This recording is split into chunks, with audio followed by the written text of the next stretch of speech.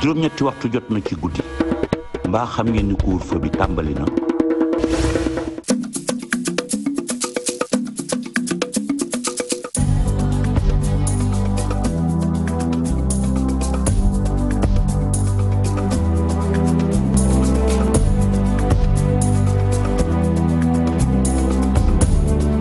Madame, Monsieur, bonsoir et bienvenue dans le 20h de TFM. Dans l'actualité de ce mardi, encore un drame à Thiès, un jeune homme poignardé à mort.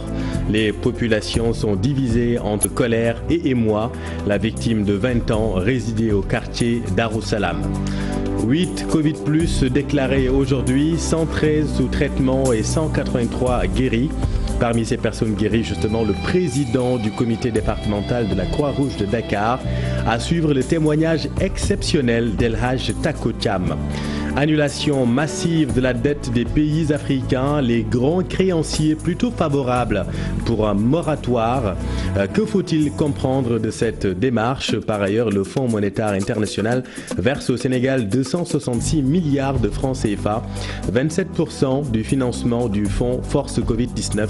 On vous explique tout dans cette édition. Voilà pour le sommaire, tout de suite le développement.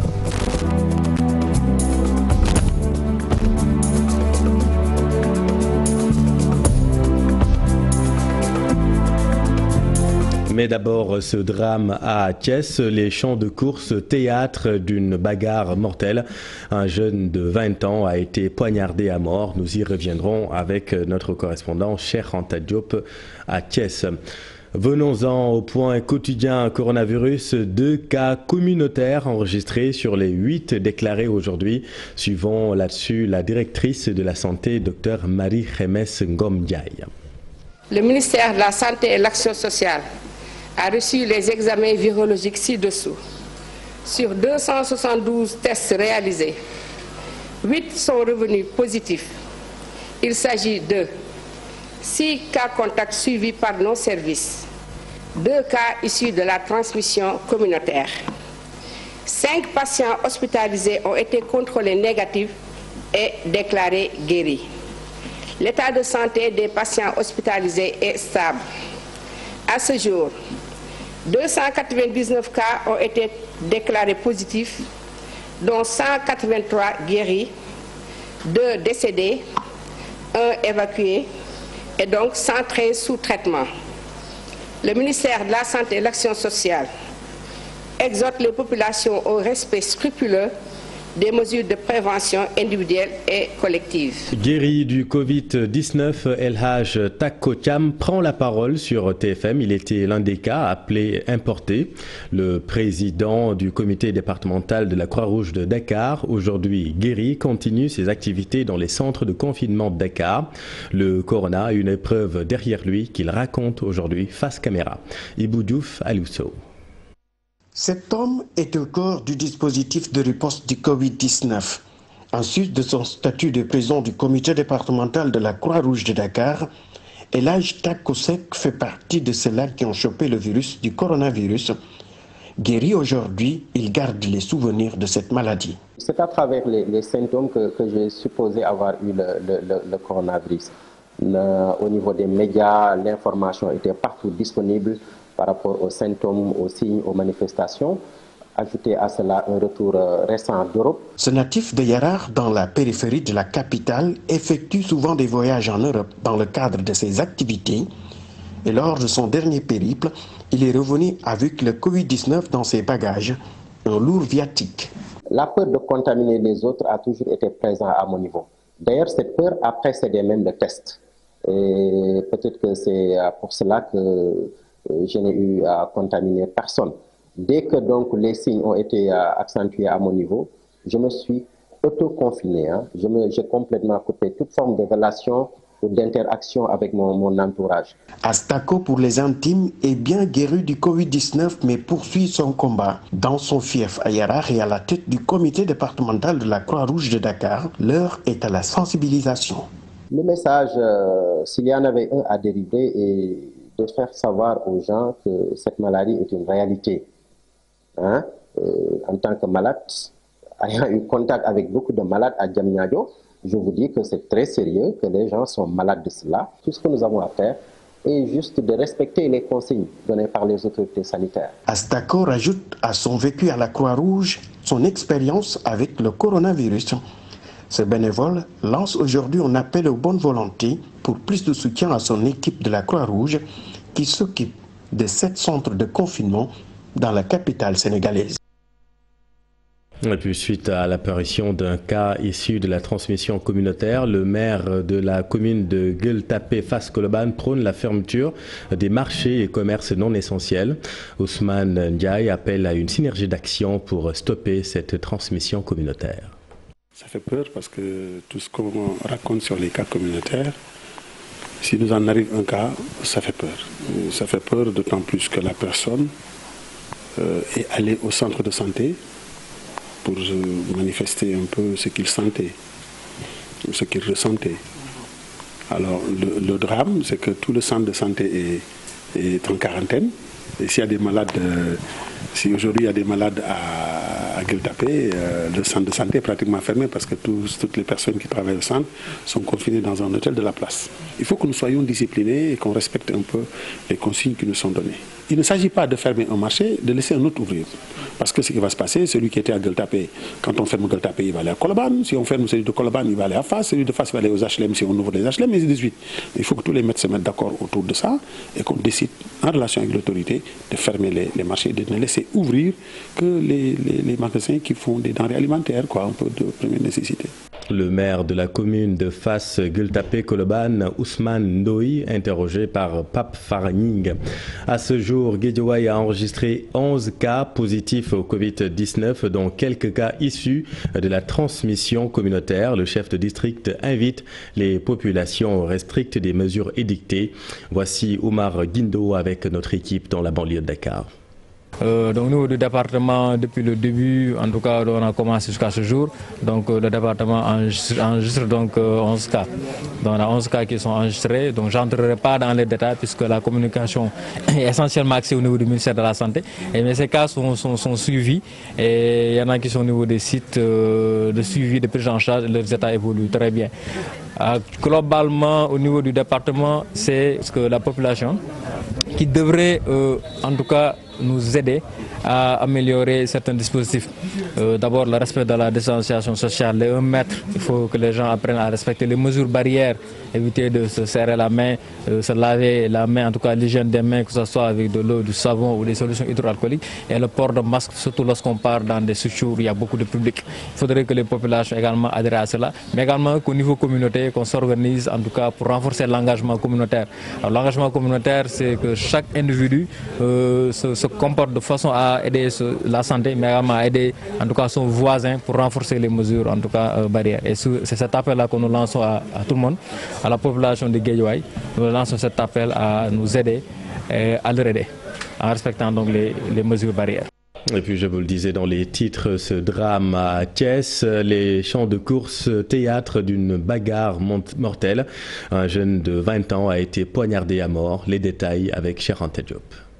Encore un meurtre à Thiès. Un jeune homme âgé d'une vingtaine d'années a été mortellement poignardé au champ des courses hippodrome Diaomokodou de Thiès. Selon nos sources, tout est parti d'une bagarre et la victime a reçu un coup de couteau mortel de son protagoniste. Des jeunes qui observaient la scène de loin ont accouru et le présumé meurtrier a réussi à prendre la fuite. À peu près 100 mètres. J'ai suivi ses traces de sang. Il a presque traîné sur 100 mètres avant de tomber derrière les buts. J'ai assisté au moment où il rendait son dernier soupir. Aussitôt avertis, les éléments de la police du 1er arrondissement et des sapeurs-pompiers de Thiès ont débarqué sur les lieux pour procéder au constat d'usage pour évacuer le corps sans vie à la morgue du centre hospitalier régional de Thiès. J'ai vu de loin celui qui lui a donné ses coups. Il courait très vite, il était grand et noir, tenant dans sa main un couteau. Il a escaladé le mur et a disparu dans le quartier R100. La police a ouvert une enquête pour mettre la main sur le meurtrier. Pour rappel, beaucoup de cas similaires se sont produits à Thiès ces derniers mois. Merci Charanta. Dans le chapitre économique, 266 milliards de francs CFA, c'est le montant financé par le Fonds monétaire international en faveur de l'État du Sénégal. Un décaissement au titre de la facilité de crédit rapide et un achat au titre de l'instrument de financement rapide. Cette approbation fournira des liquidités indispensables pour la lutte contre le coronavirus. Alassane Ba. 294,7 millions de dollars, environ 177 milliards francs CFA au titre de l'instrument de financement rapide et 147,4 millions de dollars, environ 89 milliards francs CFA. Une aide pour appuyer le Sénégal à répondre aux besoins urgents de financement de la balance des paiements qui résultent de la pandémie du Covid-19. Au total, c'est 442 millions de dollars, soit 266 milliards francs CFA d'aide que le Fonds monétaire international a approuvé en faveur du Sénégal. Cet appui est fait au titre de la facilité de crédit rapide et de l'instrument de financement rapide et va fournir des liquidités indispensables pour soutenir la riposte des autorités. Le FMI estime que la pandémie frappe durement le Sénégal. Les secteurs comme le tourisme, le transport, la construction, le commerce sont touchés. Une économie brusquement ralentie. L'État agit à temps pour atténuer l'impact du Covid-19 en augmentant les dépenses de santé et en offrant une aide ciblée aux ménages vulnérables et aux entreprises. Ce financement du FMI va contribuer à préserver l'espace budgétaire et à catalyser une aide supplémentaire de la communauté internationale, de préférence sous forme de dons. Le communiqué précise que le Fonds monétaire va continuer de suivre de près la situation du Sénégal et est prêt à fournir des conseils et une aide supplémentaire si nécessaire. Par ailleurs, rappelez que l'administration du FMI a approuvé un allègement immédiat du service de la dette pour 25 pays membres au titre du Fonds fiduciaire réaménagé d'assistance et de riposte aux catastrophes. Le Sénégal n'est pas concerné. Parmi ces pays, on peut citer la Gambie, les deux Guinées, le Burkina Faso, le Mali. Alassane, cette décision du Fonds monétaire international saluée par le député Seydou Diouf, le président de la commission des finances de l'Assemblée nationale, pense que l'appel du chef de l'État Macky Sall a été entendu car il va permettre aux pays africains de se redresser après la crise. Si les États ne sont pas en mesure de rembourser, ils ne pourront pas rembourser. Et il faut le rappeler, les États se construisent à travers le recours à l'endettement. Le Sénégal n'est pas un îlot dans ce monde. Le Sénégal obéit aux mêmes principes qui gouvernent le recours à l'endettement pour le financement du développement.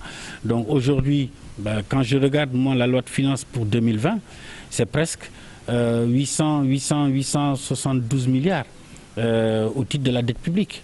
Et dans cette dette publique, il y a une bonne partie qui est de la dette multilatérale, la dette bilatérale, des crédits à l'exportation, donc de la dette sur laquelle on peut négocier une annulation. Par contre, sur la partie dette commerciale, comme avec les émissions de rebond, les émissions d'obligations de trésor sur le marché, ça c'est des dettes commerciales. La seule chose qu'on peut faire, c'est de négocier un rééchelonnement, un réaménagement, comme en appelle le président Macky Sall.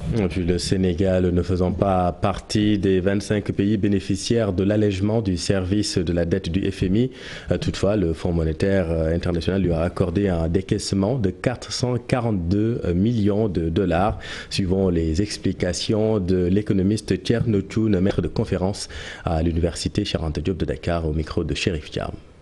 Le Sénégal et la Côte d'Ivoire d'ailleurs, qui sont les deux pays de l'UEMOA qui ne font pas partie des 25 qui ont été identifiés par le FMI pour n'est-ce pas, répondre à l'appel du président de la République en matière d'annulation de la dette.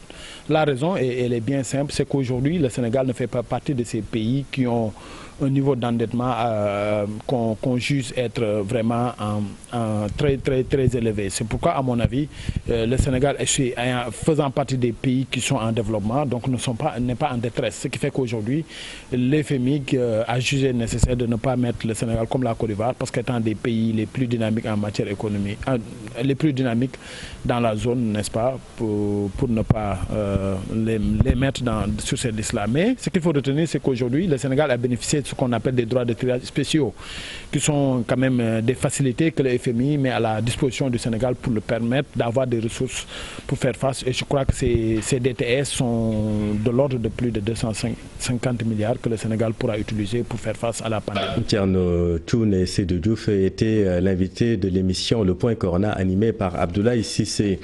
Pour faire face aux besoins financiers nécessaires à la lutte urgente contre la pandémie du coronavirus et ses futures répercussions, plusieurs appels pour l'annulation de la dette publique de l'Afrique ont été formulés. Le dernier en date, celui du président Emmanuel Macron, qui appelle l'Europe à annuler massivement cette dette. Mais avant lui, il y a eu le président de la République Macky Sall et son homologue nigérien Mahamat Issoufou, des appels qui risquent d'être annihilés par l'option du moratoire avancé par le FMI et la Banque mondiale. Décryptage avec Daniel Diouf. Le débat n'est pas confiné, mais plutôt bien ouvert. Ce mardi, le ministre français de l'économie et des finances, Bruno Le Maire, a révélé que les grands créanciers internationaux sont parvenus à un accord pour instaurer un moratoire sur la dette des pays les plus pauvres. Bruno Le Maire parle de moratoire en lieu et place d'une annulation, même massive, telle que sollicitée par son chef ce lundi. L'option du moratoire concernerait, selon lui, une grande majorité d'États africains. C'est dire que tous les pays ne seront pas éligibles au dispositif. Le moratoire ne ferait que suspendre d'une manière générale l'exigibilité des créances. Comme qui dirait, le flou demeure ou alors le rechignement est manifeste. Cette dette publique extérieure des pays africains a plus que doublé entre 2010 et 2018, passant de quelques 160 milliards de dollars, soit 95 679 milliards de francs CFA, à 365 milliards de dollars, soit 218 284 milliards de francs CFA. En valeur relative, le poids de cette dette publique est passé de 35% du PIB africain à 60%. Pour les débiteurs et leurs souteneurs, il faut annuler. Pour les créanciers, comme le FMI et la Banque mondiale, il faut aller vers une suspension du remboursement des emprunts des pays les plus pauvres. À la suite de l'adresse du président Macron, le FMI a annoncé le versement d'une aide d'urgence à 25 pays parmi les plus pauvres du monde, dont 19 sont en Afrique. Et pourtant, des raisons impérieuses d'intérêt public s'imposent pour procéder à une annulation, particulièrement la catastrophe sanitaire. Fin mars, les ministres africains des Finances avaient déjà demandé 100 milliards de dollars à la communauté internationale pour lutter contre le Covid-19, dont 44 affectés au remboursement de leurs dettes et de leurs intérêts. Dans l'hypothèse de l'option du moratoire, le remboursement de cette dette publique extérieure de l'Afrique pourrait engloutir en moyenne 13% des revenus des États. Selon l'organisation britannique Jubilee Debt Campaign, une ONG qui s'active entre autres dans la défense des intérêts du citoyen. Merci Daniel. Impact du coronavirus dans la production industrielle. Le ministre du Développement industriel était ce matin au domaine industriel de Diamniadio. Sur place, le constat est le même, des industries en baisse de production et en manque de matières premières. Le ministre annonce une étude d'évaluation. Voyons tout cela avec Hussein Oucham et Ahmadou Bambassamba. Visite au domaine et à la plateforme industrielle de Diamniadio, le ministre du Développement industriel des petites et moyennes industries se désole de la situation de crise que traversent les industriels. Une étude est en cours pour faire face à cette crise, selon le ministre. Les industries que je viens de visiter ne sont pas épargnées par la crise.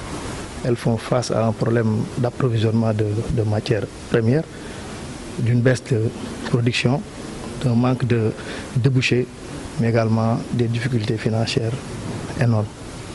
Et pour appréhender l'impact de la crise sur le secteur industriel, nous avons commandité une étude à l'ANSD pour avoir des données scientifiques et techniques pertinentes qui nous permettront d'avoir des solutions appropriées aux industries touchées par la crise.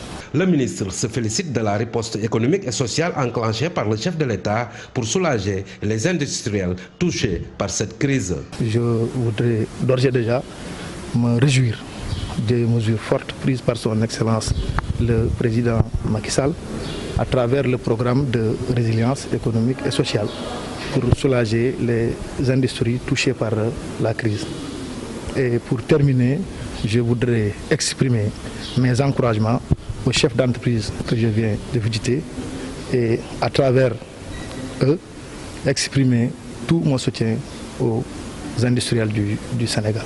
De l'avis des responsables de cette zone industrielle de Diamniadio, aucun cas de Covid-19 n'est noté au sein des services et des entreprises établis dans ce domaine industriel de Diamniadio. Merci Ousseynou. Lutte contre le Covid-19 à Louga. Le préfet a procédé au désencombrement des marchés. Tous les commerçants qui occupaient les artères et les trottoirs ont été déguerpis. Ils ont été transférés au stade Wattel. Louga compte, vous le savez, 27 cas positifs au Covid-19. Une opération de déguerpissement qui n'était pas au goût des marchands.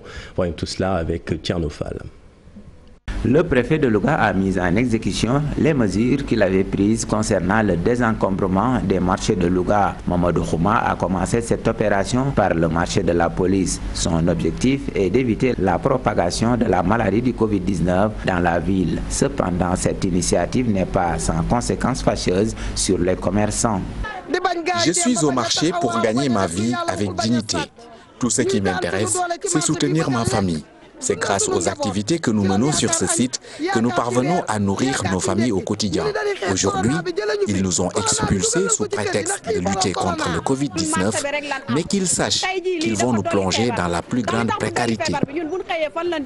Nous n'avons que ce marché pour travailler. Les gens en font un peu trop avec cette pandémie. Chaque jour, nous venons ici pour travailler. Tous les vendeurs et autres tabliers installés le long des routes goudronnées et les tenanciers de cantines situés sur les trottoirs ont été déguerpis.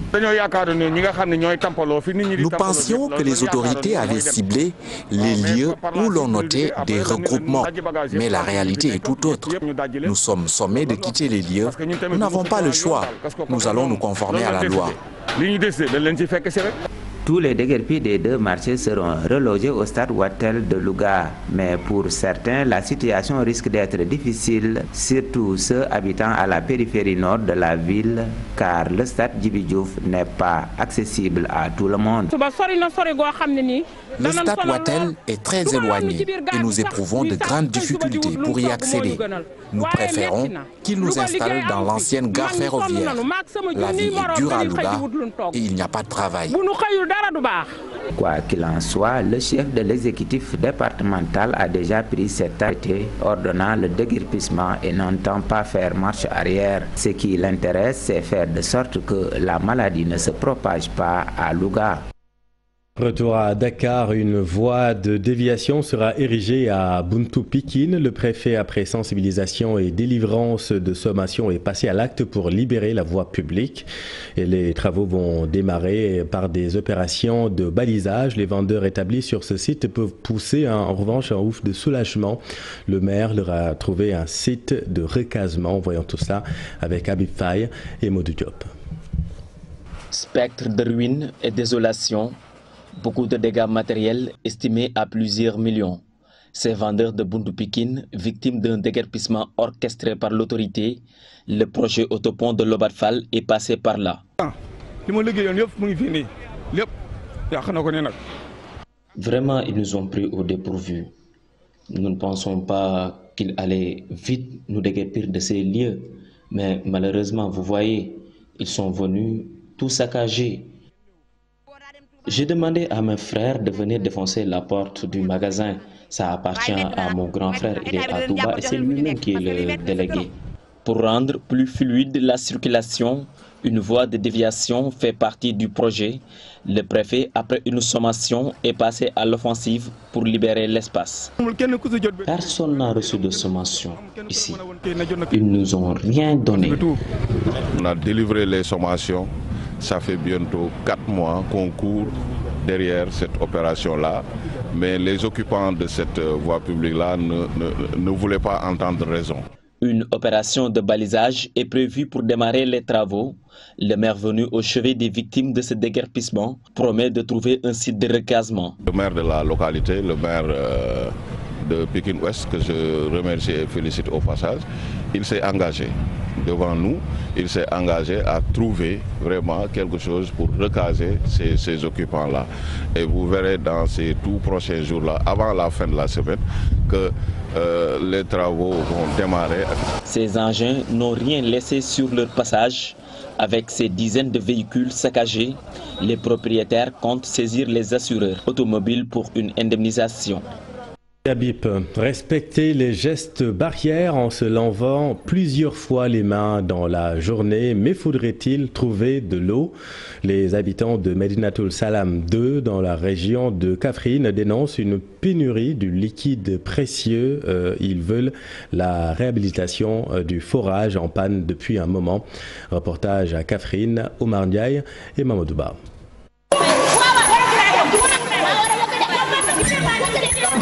C'est devant le puits qu'elle se bouscule à la recherche d'eau en cette période de corona où le liquide s'acquiert difficilement. En tant que Badiane Gox, nous sensibilisons les gens sur la maladie. Mais partout où nous pose le problème de la pénurie d'eau.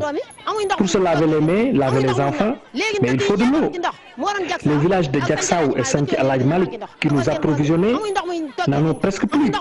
Le seul recours maintenant, c'est le puits. Et puis, nous ne sommes pas sûrs que l'eau de ce puits soit potable. Les vaches refusent même de la boire parfois. Nous, les populations, nous sommes obligés de la boire.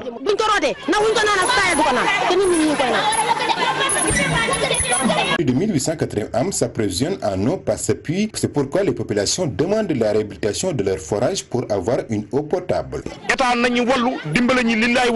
Que l'État nous vienne en aide. Notre forage est en panne. Jour et nuit, les femmes sont au puits.